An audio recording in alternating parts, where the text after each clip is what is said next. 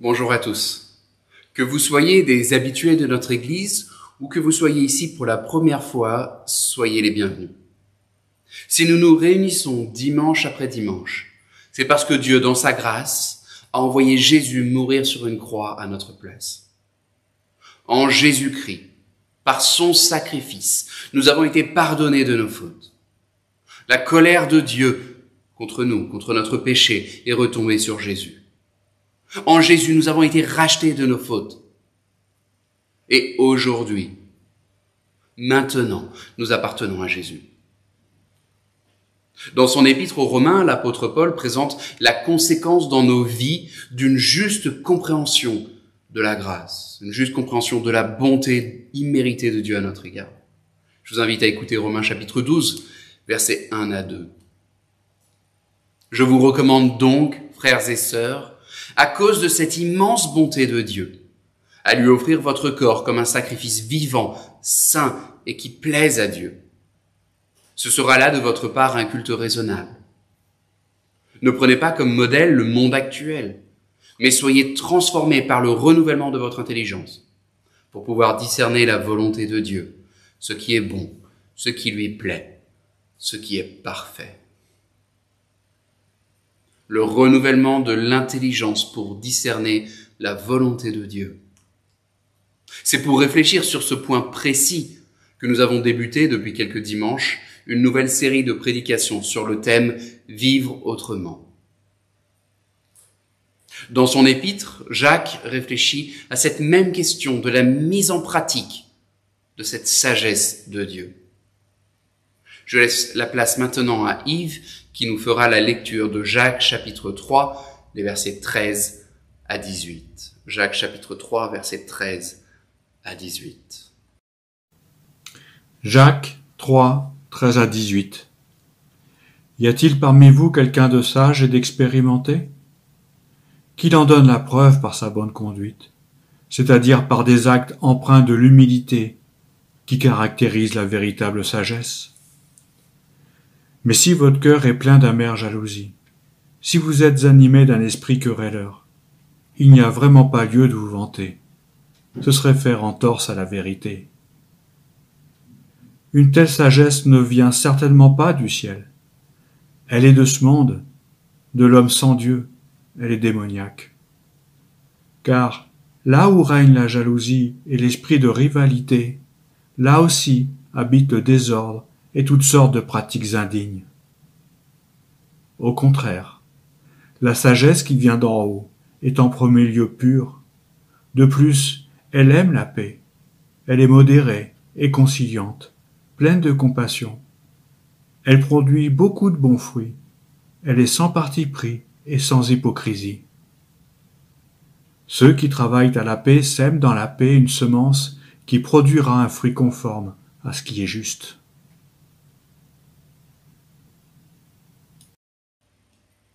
Pour Jacques, la sagesse de Dieu n'est pas quelque chose du domaine de l'intellectuel, de la théorie seulement. Mais la sagesse qui vient de Dieu est vécue, appliquée dans nos vies. Nos cœurs sont durs, lents à changer, lents à vouloir même vivre autrement. Mais gloire soit rendue à Dieu. Cette sagesse, Dieu la donne à qui la lui demande. Jacques chapitre 1er, verset 5, « Si l'un de vous manque de sagesse, qu'il la demande à Dieu, qu'il la lui donnera. » Si l'un de vous manque de sagesse, qu'il la demande à Dieu, qu'il la lui donnera. Je vous invite à chanter « Vienne ta grâce ».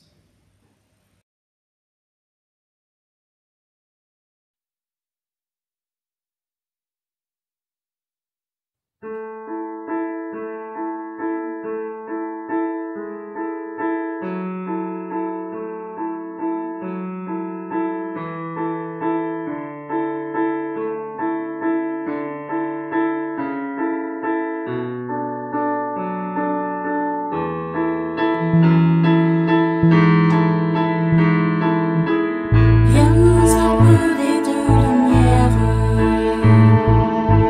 de bienveillance et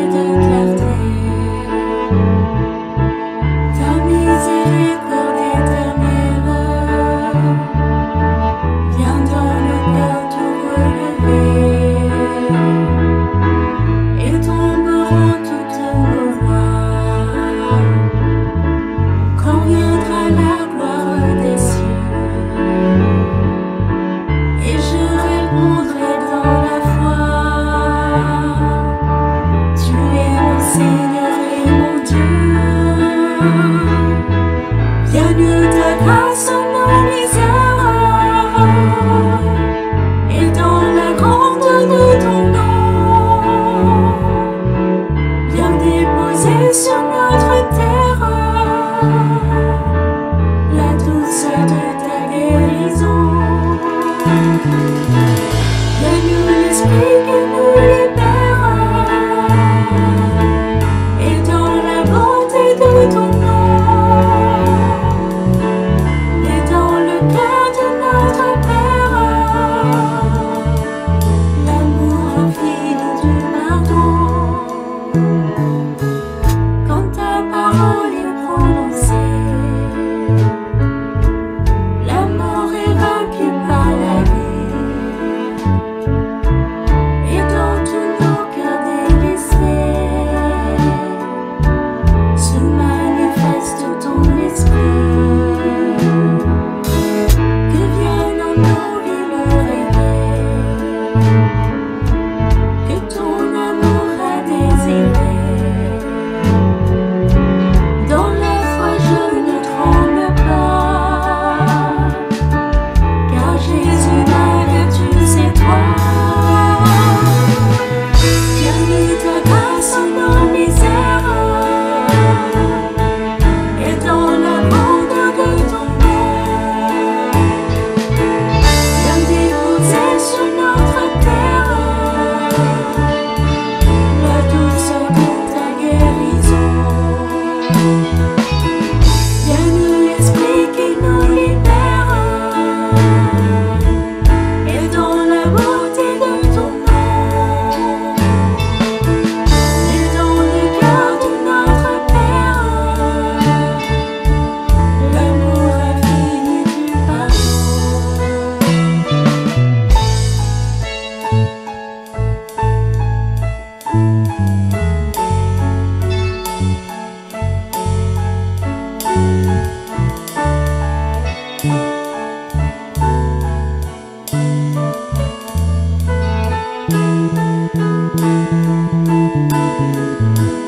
Pour nous le Verbe s'est fait chair,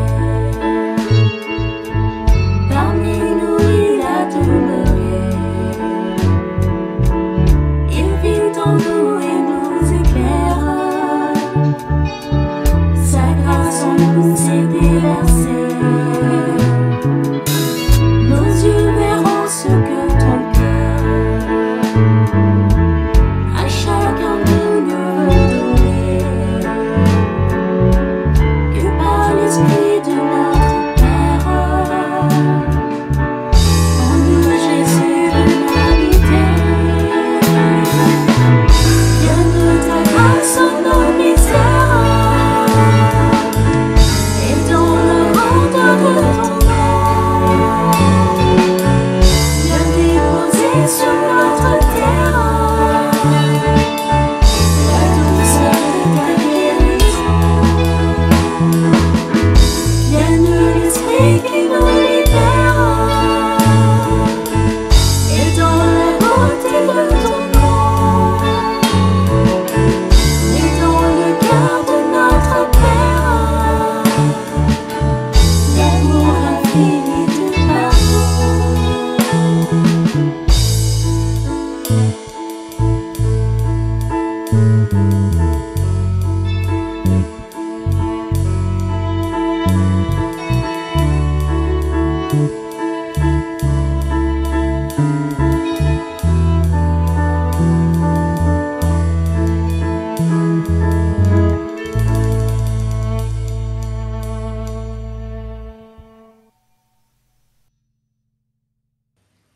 Quelques annonces concernant la vie de notre Église.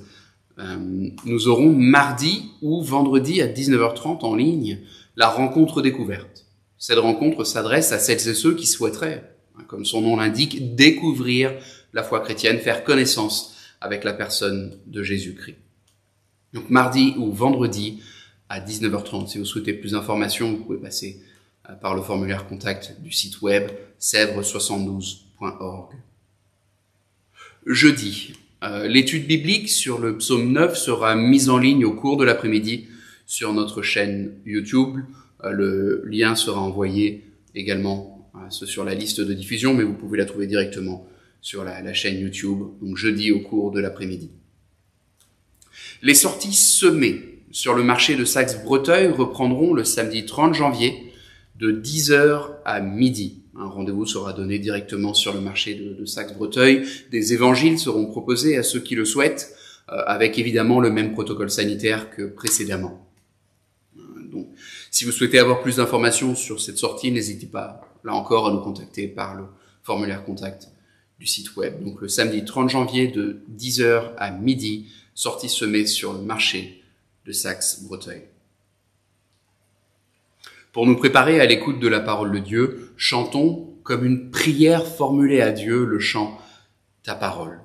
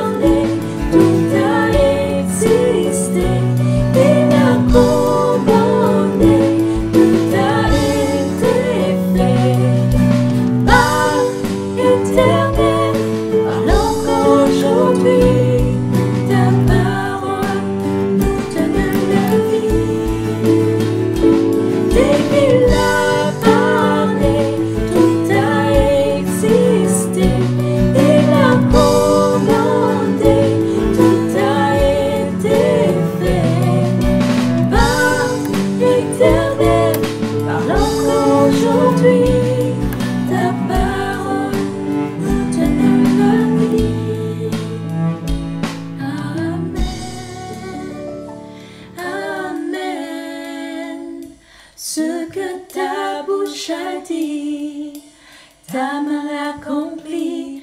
Amen, Amen, qu'il en soit fait ainsi.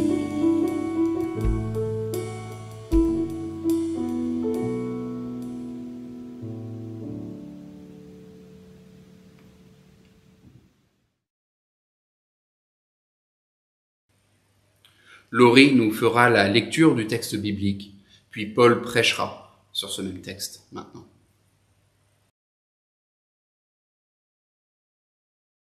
Je lis dans 1 Corinthiens 6, versets 12 à 20, en version second 21. Tout m'est permis, mais tout n'est pas utile. Tout m'est permis, mais je ne me laisserai pas dominer par quoi que ce soit. Les aliments sont pour le ventre, et le ventre pour les aliments, et Dieu détruira l'un comme les autres. Mais le corps n'est pas pour l'immoralité sexuelle, il est pour le Seigneur, et le Seigneur est pour le corps. Or Dieu, qui a ressuscité le Seigneur, nous ressuscitera aussi, par sa puissance. Ne savez-vous pas que vos corps sont les membres de Christ? Prendrais-je les membres de Christ pour en faire les membres d'une prostituée? Certainement pas. Ne savez-vous pas que celui qui s'unit à la prostituée est un seul corps avec elle? En effet, il est dit, les deux ne feront qu'un. Mais celui qui s'unit au Seigneur est un seul esprit avec lui. Fuyez l'immoralité sexuelle. Tout autre péché qu'un homme commet est extérieur à son corps, mais celui qui se livre à l'immoralité sexuelle pêche contre son propre corps. Ne le savez-vous pas? Votre corps est le temple du Saint-Esprit qui est en vous et que vous avez reçu de Dieu. Vous ne vous appartenez pas à vous-même, car vous avez été rachetés à un grand prix. Rendez donc gloire à Dieu dans votre corps et dans votre esprit qui appartiennent à Dieu. Nous abordons le sujet sensible du corps et de la sexualité.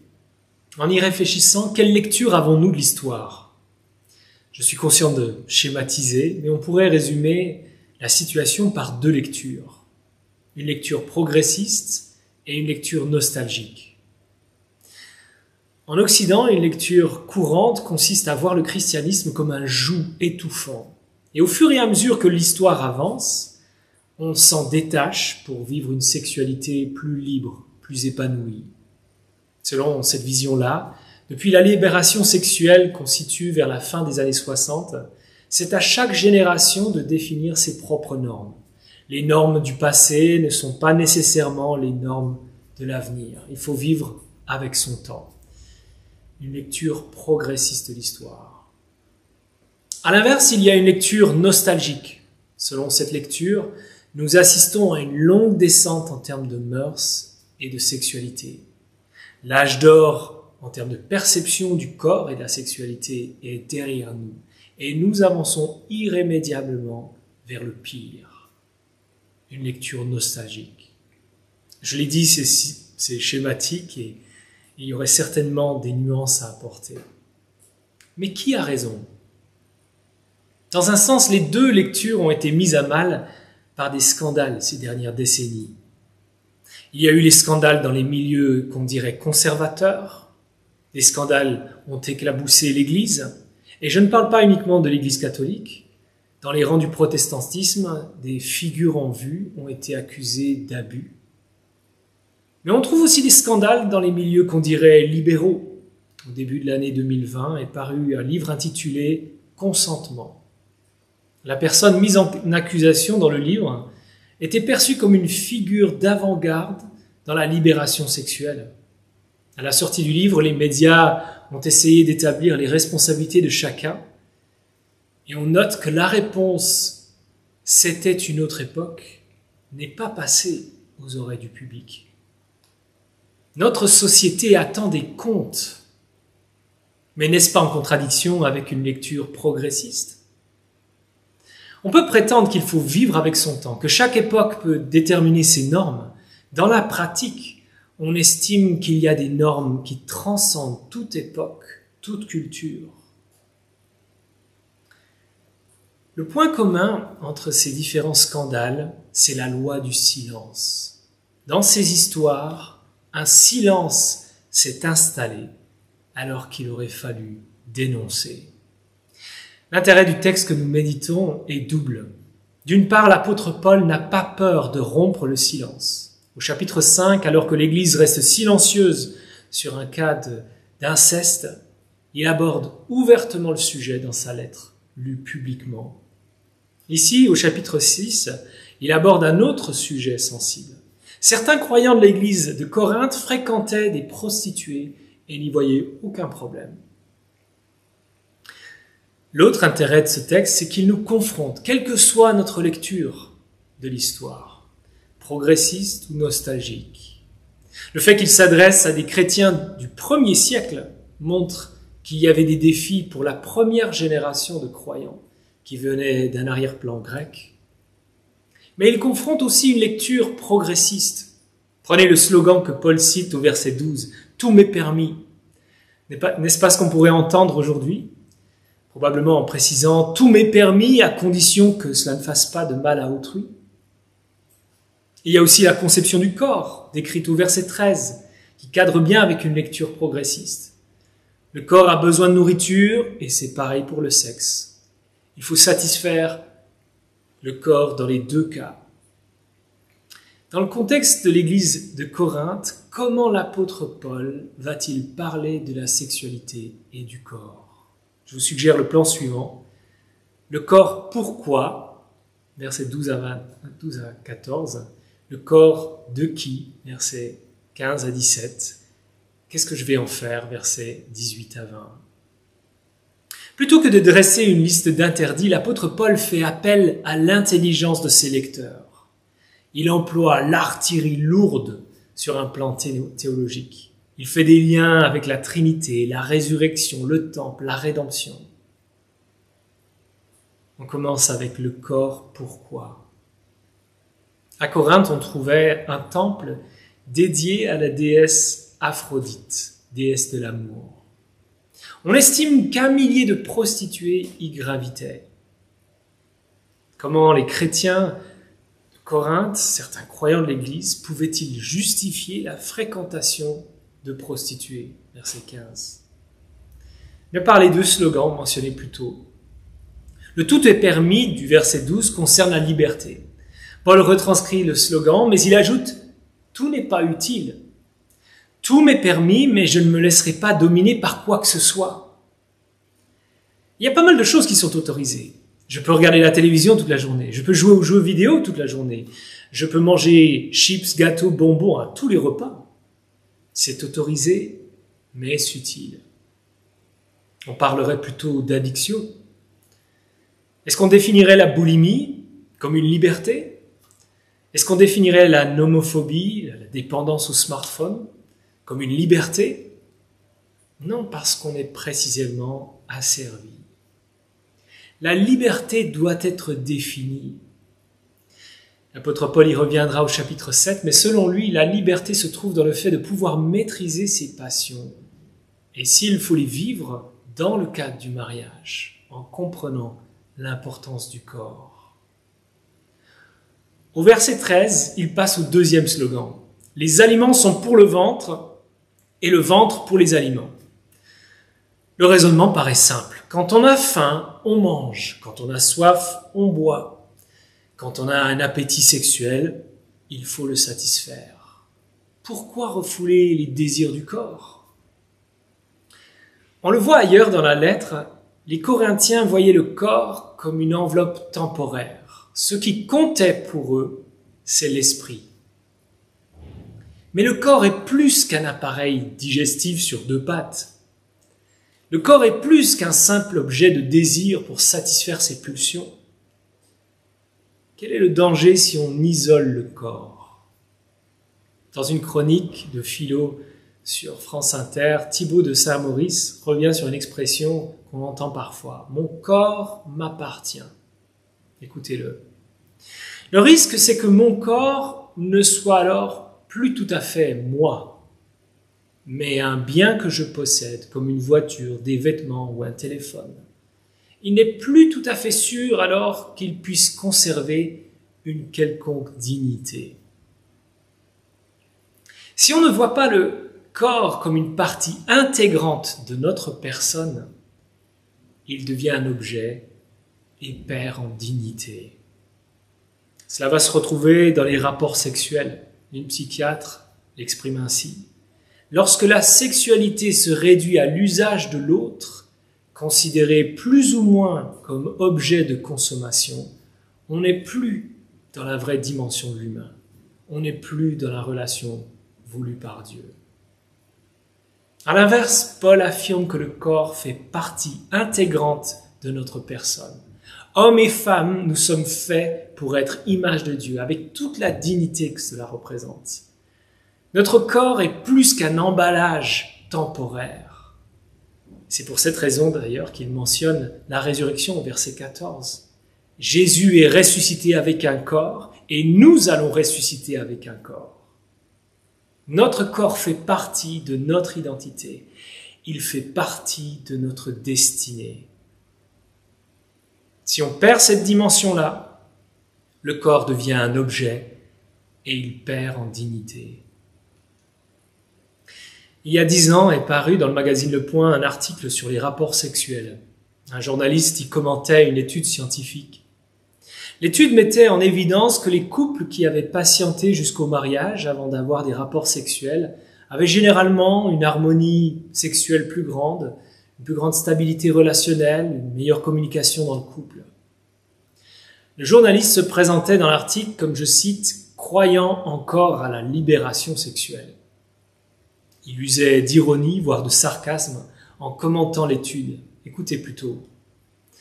Reste à savoir si la notion de satisfaction sexuelle est la même pour tous. C'est sûr que celui qui fréquentera toute sa vie la même pizzeria aura du mal à apprécier la variété des cuisines du monde.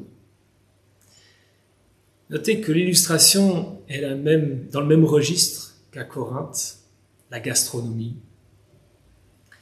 Mais est-ce que la dignité du corps est respectée? Comment est-ce perçu de l'extérieur? Quelques années plus tard, ce même journaliste sera dénoncé pour avoir considéré les femmes comme des objets. Un journal dénoncera ces dérapages sexistes d'un autre âge, je cite. Le corps fait partie intégrante de notre personne et il a une dignité plus grande que le simple fait de satisfaire ses appétits. Il est pour le Seigneur. Il est destiné à la résurrection.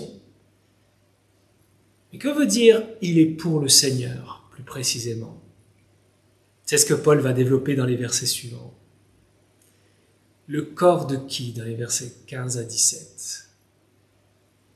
À des croyants qui se targuent d'être intelligents et raisonnés, notez la répétition. Ne savez-vous pas, verset 15, ne savez-vous pas, verset 16, ne savez-vous pas, verset 19. Et la même question nous est posée au XXIe siècle. Ne savez-vous pas? En matière de sexualité et de vision du corps, est-ce que nous sommes au clair? Une des vérités centrales de la foi chrétienne, c'est qu'il y a union entre le Christ et le croyant. Au chapitre 12, l'apôtre Paul entrera dans l'analogie du corps en affirmant que les croyants sont les membres du corps de Christ. D'une part, chaque croyant est uni au Christ par la foi, mais d'autre part, nous formons ensemble le corps de Christ. Quel croyant n'aime pas entendre ça?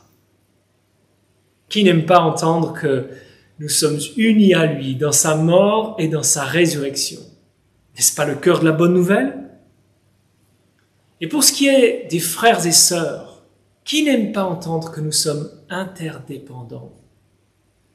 Qui n'aime pas entendre 1 Corinthiens 13 sur l'amour? Alors vous êtes peut-être lassés de l'entendre à des mariages, mais d'une part, s'il est lu à cette occasion, c'est que les mariés sont attirés par son contenu. Et d'autre part, le contexte de ce chapitre doit précisément être lié à l'image de l'Église en tant que corps. C'est là que l'amour doit se vivre. Si on aime tous ces aspects-là, on doit comprendre les implications du verset 15.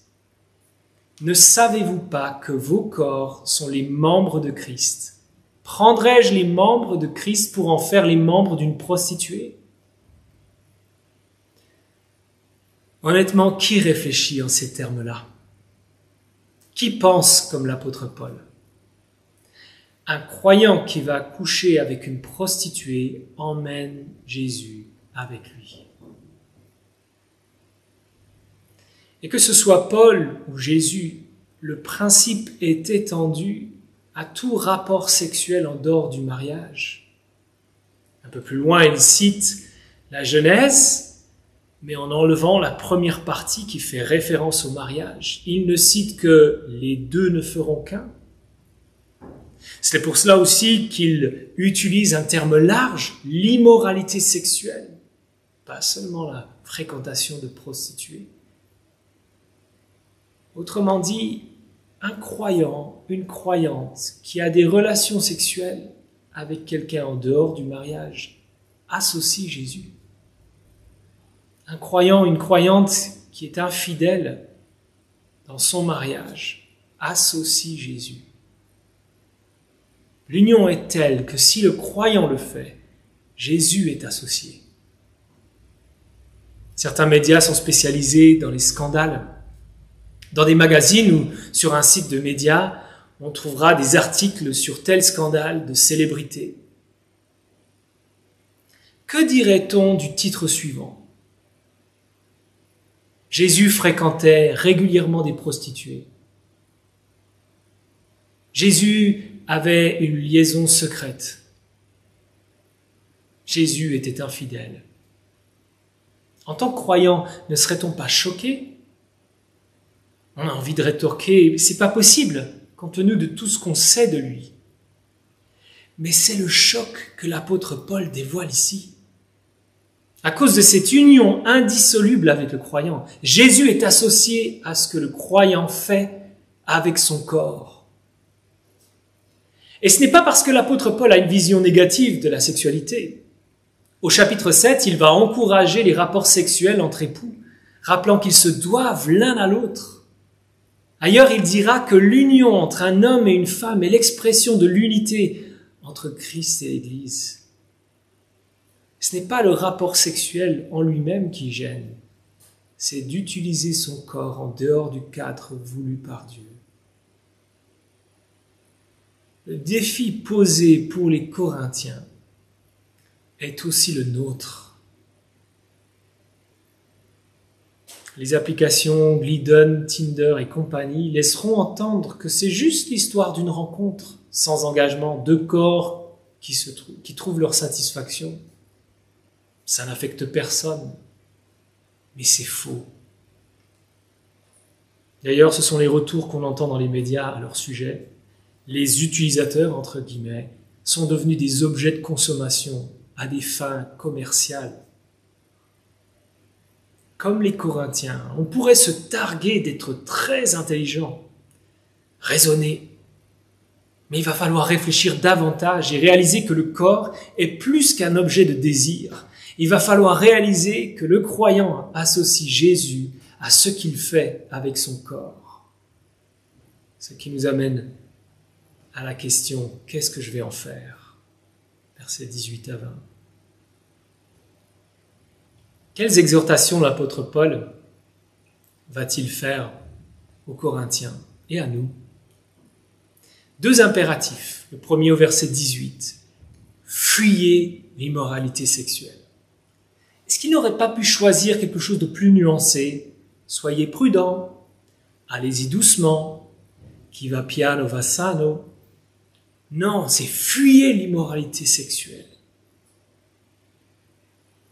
La crainte du moment, c'est l'infection du virus. Pensez à une pièce dans votre domicile. Je vous annonce qu'un porteur du virus s'est introduit chez vous dans cette pièce. Cette pièce est infectée. Il a suffisamment toussé dans cette pièce pour que cette pièce soit infectée. Est-ce qu'il vous viendrait à l'esprit de vous dire « Je me demande si je peux y entrer sans être infecté. Je me demande combien de temps je pourrais tenir sans être infecté. » Pourtant, n'est-ce pas dans ces termes-là qu'on réfléchit à la convoitise? Jusqu'où est-ce que je peux aller? Est-ce qu'il y aura vraiment des conséquences à ce que je pense, à ce que je fais? Fuyez l'immoralité sexuelle. Pour l'étayer, l'apôtre Paul affirme qu'il y a une particularité dans l'immoralité sexuelle par rapport au corps. Pourquoi est-ce différent de la boulimie ou d'incision qu'on pourrait faire à son corps? Difficile à dire avec certitude, mais c'est peut-être parce que l'acte sexuel est le plus engageant. Tout l'être est concerné dans l'union intime de deux personnes. Et au verset 19, Paul enchaîne avec une question rhétorique. Ne le savez-vous pas? Votre corps est le temple du Saint-Esprit qui est en vous et que vous avez reçu de Dieu. L'image d'un temple était probablement plus évocatrice pour les Corinthiens, mais le principe demeure. Sachant que son esprit est en moi, est-ce que je ferais comme s'il n'était pas là? Est-ce que je dirais que sa présence est secondaire? Ici encore, la dignité du corps est soulignée. Image de Dieu, membre de Christ, est là, lieu de sa présence. Est-ce que je voudrais faire comme si le corps n'avait aucune importance? L'apôtre Paul conclut avec un deuxième impératif, versets 19 et 20. Vous ne vous appartenez pas à vous-même, car vous avez été rachetés à un grand prix. Rendez donc gloire à Dieu dans votre corps. Tout au long de ce texte, on entend dire que notre corps appartient au Seigneur. Vous avez peut-être été surpris, voire choqué. Pourquoi faut-il penser que notre corps lui appartient? Est-ce que ce n'est pas aussi en faire un objet? La bonne nouvelle de Jésus se comprend en termes de rédemption. La représentation est celle d'un marché d'esclaves. Par nature, nous sommes esclaves du péché qui nous a servi et qui nous détruit. Mais Christ est venu au marché. Il nous a vus. Et il a voulu opérer une rédemption, notre libération par le paiement d'une rançon. Quelle est notre valeur? Quel prix vous flatterait? 5 000 euros? 500 000 euros? 50 millions d'euros? Le prix payé pour notre rédemption n'est rien de moins que sa vie, la vie du Fils de Dieu. Un prix inestimable. C'est cet échange qui s'est produit à la croix. Il meurt comme un esclave, de sorte que nous soyons libérés du péché. Qu'est-ce que ça change de savoir cela? Notre vie doit être vécue pour lui. Nous lui appartenons. Notre corps lui appartient et devrait rendre gloire à Dieu pour cette rédemption. Avec ces exhortations à l'esprit, j'imagine qu'on pourrait être troublé. Comment faire lorsqu'on réalise que cette immoralité sexuelle nous concerne? Lorsque je faisais mes études en théologie, je me souviens de la visite d'un homme de 90 ans qui avait consacré sa vie à la formation de disciples, à l'annonce de l'Évangile. Dans son témoignage, pour exhorter, pour encourager, il avait mentionné ses luttes actuelles dans le domaine de la convoitise. Et je me souviens m'être dit, quoi? Avec une vie exemplaire comme celle-là, à 90 ans, il lutte encore avec cela? Tout le monde est concerné par le sujet, d'une manière ou d'une autre. Et je ne pense pas devoir vous faire un dessin. Chacun sait le domaine ou les moments où sa conscience est affectée, dans les pensées, dans les gestes.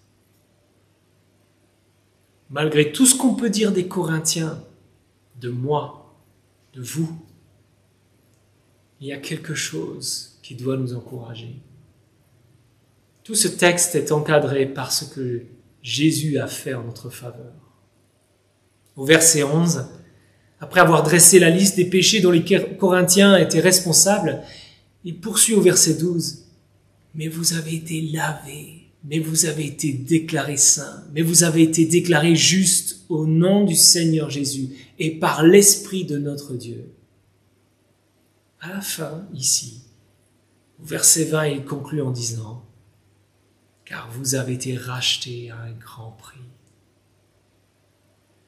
Autrement dit, tout ce qui est dit ici, tout ce qui pourrait être dit de moi, de vous, est encadré par la rédemption de Jésus. Chaque chute dans le domaine est l'occasion de revenir à Jésus qui a payé le prix de notre rédemption.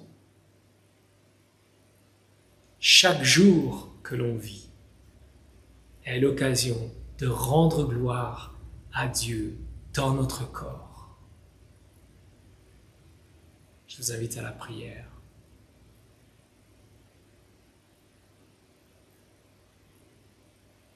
Notre Dieu, notre Père, tu vois pour chacun les domaines de lutte pour ce qui est de l'immoralité sexuelle. Peut-être le sentiment de lutte perdu d'avance. Tu sais aussi toutes les fois où nous avons tendance à justifier par tel ou tel slogan, telle ou telle pensée. Mais nous voulons entendre ce que l'apôtre Paul nous dit ici. Voir notre intelligence être réformée. Comprendre que notre corps t'appartient. Nous sommes à toi. Qu'il fait partie intégrante de notre personne, de notre destinée. Nous te prions qu'en Jésus, qui nous a rachetés, qui nous a lavés, purifiés, que par lui, par l'Esprit qui nous habite, tu nous accordes la joie de te rendre gloire dans notre corps. Et nous implorons cette grâce au nom de Jésus. Amen.